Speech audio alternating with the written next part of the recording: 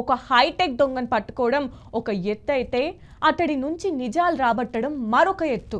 గత 4 రోజులుగా ఐబొమ్మ విచారణ జరుగుతున్నా అధికారులకు మాత్రం ఆశించిన సమాధానాలు దొరకడం లేదు. సైబర్ క్రైమ్ పోలీసులకే చెమటలు పట్టిస్తున్న ఈ వ్యవహారం ఇప్పుడు కీలక దశకు చేరుకుంది. గడువు ముగుస్తున్న వేళ అసలు లోపల ఏం జరుగుతోంది అనేది ఇప్పుడు ఆసక్తికరంగా మారింది. సాధారణంగా దొంగలు దొరికితే భయపడతారు లేదా నిజం ఒప్పుకుంటారు. కానీ ఇక్కడ సీన్ రివర్స్.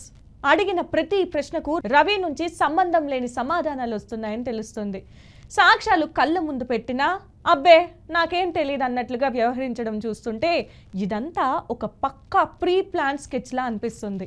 అధికారులు ఎంత ప్రయత్నించినా ఆ కీలకమైన లాజిక్ మాత్రం దొరకడమే లేదు. ప్రస్తుతం రవి చెప్తున్న సమాధానాల్లో పొంతన లేకపోవడంతో పోలీసులు మరోసారి కస్టడీ పిటిషన్ వేసే ఆలోచనలో ఉన్నారు. డిలీట్ అయిన డేటాను రికవరీ చేయడం, విదేశీ లింకులు బయటకు తీయడం ఇప్పుడు పోలీసుల ముందున్న పెద్ద సవాల్.